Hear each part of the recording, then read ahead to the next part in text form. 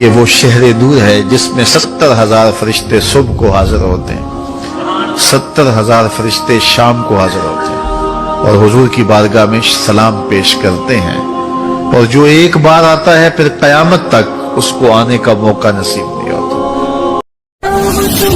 سے کیوں اتنی میں تو قرآن کا داعی ہوں، رسول اللہ کا وارث صحابہ کا سپاہی ہوں، مجھے ہے کفر سے الحمد لله رب العالمين والصلاة والسلام على أشرف الأنبياء والمرسلين نبينا محمد وعلى آله وصحبه أجمعين. قال الله تعالى: يا أيها الذين آمنوا اتقوا الله وكونوا مع الصادقين. برادران اسلام، دینی اور ملی بھائیوں، دوستوں اور ساتھیوں، محمد رسول اللہ صلی اللہ علیہ وسلم کی تعریف رب کائنات نے کی ہے، اور اللہ کے رسول صلی اللہ علیہ وسلم کے فضائل کتاب و سنت کے اندر بکثرت موجود۔ اس کے باوجود ثاقب رضا مصطفی اسرائیلی منقطع اور موقوف روایت لوگوں کے سامنے پیش کرتا ہے اور واہ واہی لوٹتا ہے، گویا اللہ کے رسول صلی اللہ علیہ وسلم کے فضائل قرآن و سنت سے ثابت نہیں ہیں، اسی لیے یہ اسرائیلی روایت کو پیش کر رہا ہے تاکہ لوگ یہ سمجھیں کہ کوئی بہت بڑی اور نئی کھوج اس نے تلاش کر لی ہے۔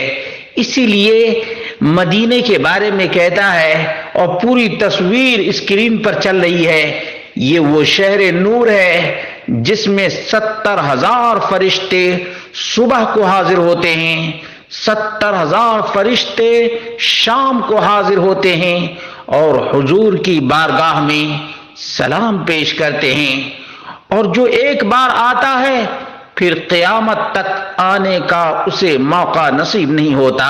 تو کیا یہ بات درست ہے؟ اس کا جواب یہ ہے کہ اس نے یا اس کے جتنے گرو گھنٹال ہیں کسی نے اس کا حوالہ نہیں دیا ہے۔ تلاش کے بعد یہ روایت سنن دارمی کی 95 نمبر ملی ہے، اور اس میں جو بات بیان کی گئی ہے وہ ہے عن نبیہ بن وہب ان کعبا دخل على عائشہ فذکروا رسول اللہ صلی اللہ علیہ وسلم فقال کعب، یہ نہ ام المؤمنین کا بیان ہے اور نہ ہی نبی اکرم صلی اللہ علیہ وسلم کا فرمان ہے، بلکہ کعب الاحبار کا بیان ہے۔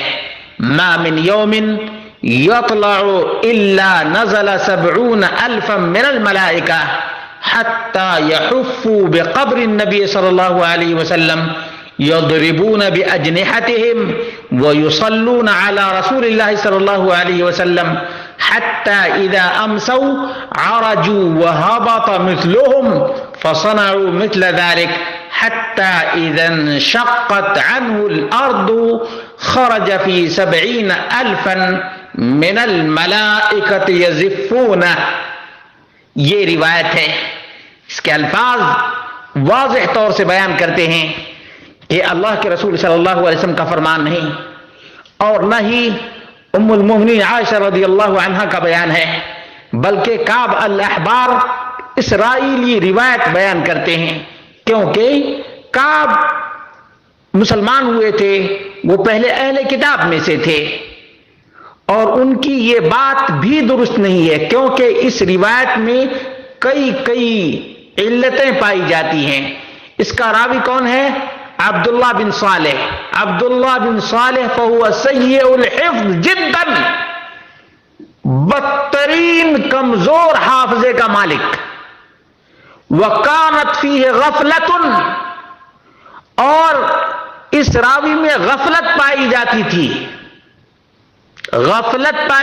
تھی۔ نمبر 2، انقطاع بھی ہے، کیونکہ اس کے بعد جو بیان کرنے والا راوی ہے نبیہ بن وہب، فَإِنَّ نُبَيْحَ بْنَ وَهَبْ لَمْ يُدْرِكْ كَعْبًا، نبیہ بن وہب کی ملاقات کعب الاحبار سے ہوئی ہی نہیں ہے، کعب الاحبار سے ملاقات بھی نہیں ہوئی۔ ایک تو سیء الحفظ جداً ہے اور غفلت بھی دو اسرائیلیات میں سے ہے۔ نمبر 3، نبیہ بن وہب جس نے اس کو بیان کیا ہے اس نے کعب الاحبار کو پایا بھی نہیں ہے۔ معلوم یہ ہوا کہ یہ کہنا کہ نبی اکرم صلی اللہ علیہ وسلم کی قبر پر حاضری کے لیے صبح و شام 70,000 فرشتے آتے ہیں، یہ ثابت نہیں بلکہ اسرائیلیات میں سے ہے، کعب الاحبار کی طرف منسوب ہے، اور کعب الاحبار سے بیان کرنے والا نبیہ بن وہب، اس سے ملاقات بھی نہیں ہوئی ہے۔ معلوم یہ ہوا کہ اس میں انقطاع ہی انقطاع ہے، غفلت ہی غفلت ہے، اور حافظے کی کمزوری بھی ہے، اسرائیلیات میں سے بھی ہے۔ اس کے باوجود یہ ثاقب رضا مصطفی اس چیز کو بیان کر رہا ہے۔ اس کو اللہ رب العالمین سے ڈرنا چاہیے اور ایسی بات نہیں بیان کرنی چاہیے، کیونکہ یہ عقیدے کا معاملہ ہے۔ کس کا معاملہ ہے؟ عقیدے کا معاملہ ہے۔ اور یہ جو کہہ رہا ہے یہ وہ شہر نور ہے، اب یہ شہر نور بھی ہو گیا، نبی کو بھی نور بنایا، شہر کو بھی نور بنایا، خود بھی نور بن گیا، اسی لیے کوئی نورانی، کوئی برکاتی، کوئی حرکاتی اپنے آپ کو لکھتا ہے۔